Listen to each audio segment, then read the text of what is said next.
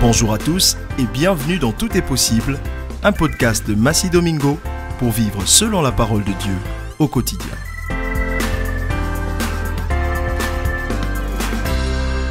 Bonjour à tous. Vous êtes nombreux, vous êtes fidèles, vous faites des commentaires pour ce podcast. Et j'avoue que ça m'aide à réfléchir et à aller vers le Seigneur et pour savoir qu'est-ce qu'il a envie de vous dire, qu'est-ce qu'il a envie de vous faire comprendre, que devez-vous savoir pour marcher dans votre foi en lui, que devez-vous savoir encore et encore pour être confiant, pour être ferme, pour être vraiment les enfants de Dieu qui glorifient son nom. Parce que glorifier son nom, c'est croire en lui. Glorifier son nom, c'est vraiment lui démontrer qu'on est reconnaissant pour ce que Jésus a fait pour nous. Alors aujourd'hui, c'est une question. Et vous pouvez y répondre, vous pouvez y réfléchir. C'est que dois-tu attendre de Dieu et de Jésus? C'est vaste. Mais on va juste commencer par ce verset que tout le monde connaît. Que dois-tu attendre de Dieu? D'abord, la première chose dont tu dois être sûr, c'est ce qui est écrit dans Jean 3,16, qui dit « Car Dieu a tant aimé le monde qu'il a donné son Fils unique afin que quiconque croit en lui ne périsse point, mais qu'il ait la vie éternelle. » Que dois-tu attendre de Dieu? Voici déjà une réponse. Dieu t'a tant aimé qu'il a envoyé son Fils unique. Et si tu crois en ce Fils unique, tu ne périras point, mais tu auras la vie éternelle. Et pour te rassurer, il ajoute au 17, « Dieu en effet n'a pas envoyé son Fils dans le monde pour qu'il juge le monde, mais pour que le monde soit sauvé par lui. » 18, « Celui qui croit en lui n'est point jugé. » Voilà ce que tu dois attendre déjà de Dieu, une des réponses. Maintenant, on va aller à « Quiconque demeure en lui ne pêche point. Quiconque pêche n'a pas vu et ne l'a pas connu. » Le mot péché au premier degré, c'est déjà ne pas croire en lui. C'est ne pas croire que Jésus est venu pour te sauver. C'est ne pas croire que Jésus est venu pour pardonner tous tes péchés passés, futurs et présents. Et je vous amène au 1 Jean 3, 8b qui dit « Le Fils de Dieu a paru afin de détruire les œuvres du diable. » Et je vais illustrer cela par ce fait réel. Un couple était tranquillement la nuit devant leur télévision à la maison, quand tout d'un coup, ils ont entendu leur fenêtre brisée et quelqu'un rentrer dans cette maison, venir directement vers eux avec un pistolet au poing, en disant « Donnez-moi tout votre argent et tout ce que vous possédez de précieux. Je suis venu les chercher, sinon je vous tue tous les deux. » Ils étaient tellement choqués, étonnés et choqués parce que personne ne pouvait s'attendre à ça. Bien sûr, vous êtes devant votre télévision gentiment, votre époux et vous, regardant un bon film ou un bon documentaire, et voilà ce qui se passe. Ils sont chrétiens, mais l'étonnement, la peur les a agrippés automatiquement et ils ont vu que cet homme armé était drogué, donc n'ayant pas tous ses sens, pouvait les tuer d'un moment à l'autre. Donc, sous la menace, ils se sont levés, ils ont ouvert leur sac, surtout madame, elle n'avait pas grand-chose sur elle, elle avait juste quelques monnaies. Et furieux, il a dit « Ça ne suffit pas, allez, allons dans vos chambres. tirer les tiroirs, vous devez avoir des biens dedans. Et toujours sous la menace de l'arme, ils sont montés, ils ont regardé les tiroirs, il n'y avait pas grand-chose.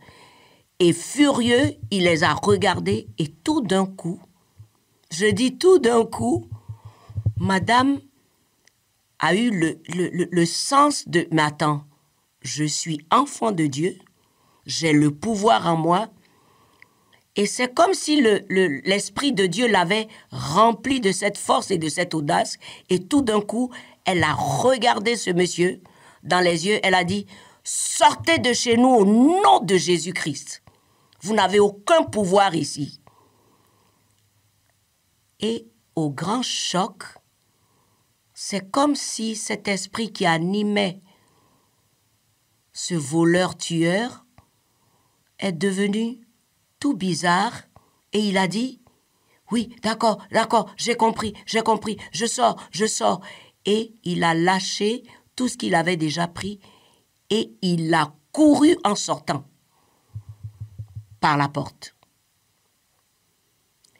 Le couple est resté quiet pendant un moment parce que eux-mêmes ne se sont pas rendus compte de ce qui venait de se passer. Ils venaient de frôler la mort.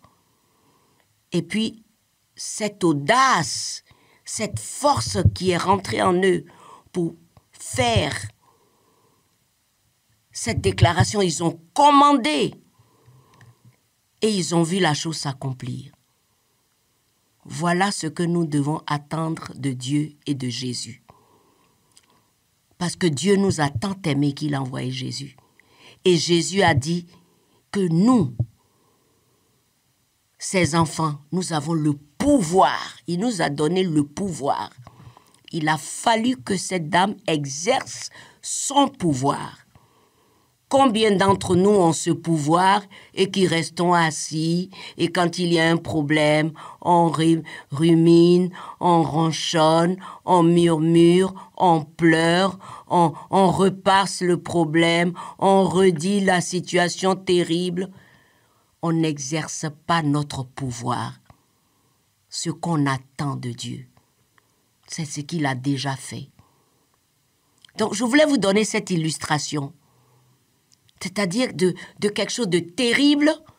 Ils ont vu combien le nom de Jésus prononcé, proclamé, a anéanti cet esprit méchant dans cet homme qui n'avait pas tous ses moyens et qui s'est aplati, il a fui. J'ai bien envie d'applaudir. Et vous devez applaudir quand vous écoutez ce genre de choses. C'est très, très important. C'est très important. Quand vous lisez Jean 3,16, quand vous lisez 1 Jean 3,6, quand vous lisez 1 Jean 8, quand vous lisez que le Fils de Dieu est apparu afin de détruire les œuvres du diable, vous l'exercez. Vous ne faites pas que lire, mais vous pratiquez cela au quotidien. Parce que l'opposition sera toujours en face de vous. Les blocages seront toujours là. Les pressions viendront toujours. Mais quelle attitude avez-vous? Donc, je suis sûre que vous êtes en train de vous remémorer cette histoire. Et oui, il a fui. Il est parti, les jambes à son cou, comme on dit. Voilà ce que l'enfant de Dieu, sauvé par grâce, par Jésus-Christ, attend, conscient du pouvoir qu'il a en Christ. C'est très, très important. Et cette parole que je vais vous donner, c'est pour bien cimenter ce que je vous ai dit au départ. C'est dans le livre de 1 Jean 2, 27. La parole de Dieu dit, « Pour vous, c'est-à-dire nous les rachetés, vous et moi, l'onction que vous avez reçue de lui demeure en vous. Et vous n'avez pas besoin qu'on vous enseigne. Mais comme son onction vous enseigne toute chose et qu'elle est véritable et qu'elle n'est point un mensonge, demeurez en lui selon les enseignements qu'elle vous a donnés. Oh, j'ai envie de relire cette parole-là. Pour vous, et je veux personnaliser cette parole, comme que je fais souvent quand je lis la parole de Dieu. Je me l'attribue parce que c'est pour moi que cela a été écrit. Donc, ne vous choquez pas, mais acceptez cela. Pour nous, l'onction que nous avons reçue de lui demeure en nous. Et nous n'avons pas besoin qu'on nous enseigne. Mais comme son onction nous enseigne toutes choses, et qu'elle est véritable, et qu'elle n'est point un mensonge, demeurons en lui selon les enseignements qu'elle nous a donnés. C'est ce que notre sœur là a fait. Si nous sommes attentifs vraiment à la parole de Dieu, je ne vais jamais cesser de vous dire, si vous ne lisez pas la parole de Dieu, si vous ne méditez pas la parole de Dieu, si vous n'y pensez pas, vous ne pouvez pas connaître tous vos droits. Je peux lire ça aujourd'hui parce que je l'ai étudié, je l'ai médité, et c'est une vérité profonde. Surtout quand on dit « demeurons en cette parole selon les enseignements qu'elle nous a donnés ». Parce que ces enseignements nous servent à vivre chaque jour devant toutes sortes de circonstances et situations. Vous allez dire « Massi, tu te répètes ». Mais la parole ne change pas. La parole, c'est cette même parole qui n'est pas, comme j'allais dire, périmée. La parole est la parole de Dieu. Elle ne change pas, elle ne vieillit pas, elle n'est jamais périmée. C'est toujours d'actualité, la parole de Dieu. C'est cela la puissance. Et on ne comprend pas souvent. Donc, quand vous connaissez votre droit en tant qu'enfant de Dieu, ayant le pouvoir donné par Jésus-Christ, vous agissez comme cette sœur devant le voleur armé qui voulait les tuer. Quand vous avez la parole de Dieu qui vous dit que vous avez cette onction en vous, que cette onction demeure en vous et que vous devez agir selon les enseignements que vous avez reçus, vous verrez les choses différemment. Alors, je ne sais pas si ce podcast vous fait du bien, mais moi, ça me fait du bien. Et je suis sûre que ça fait du bien à beaucoup d'entre vous. Réécoutez, confessez, déclarez et chantez et dansez, pourquoi pas. Mon jeune frère Hugo Fouet a sorti une chanson que j'aimerais vous faire écouter un jour dans ce podcast qui s'appelle « Dieu n'est pas limité ». Non, il n'est jamais limité. C'est un Dieu tout-puissant qui vous aime tellement, vous n'avez aucune idée. Alors, demeurez dans l'amour de Dieu. Que Dieu vous bénisse et n'oubliez pas de nous faire un petit signe sur ce que vous avez aimé, sur ce que vous avez apprécié. Et puis, je vous prie de faire voir à tous vos enfants Superbook.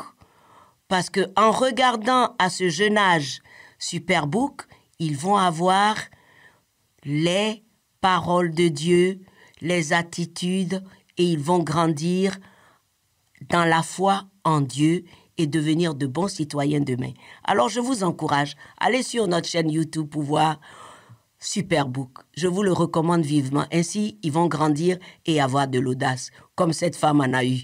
Que Dieu vous bénisse. À très bientôt. Chers amis, ne manquez pas le prochain podcast « Tout est possible » par Massi Domingo.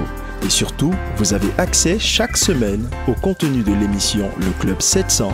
Retrouvez-nous via le site du Club 700, sur nos pages YouTube et Facebook. Soyez bénis.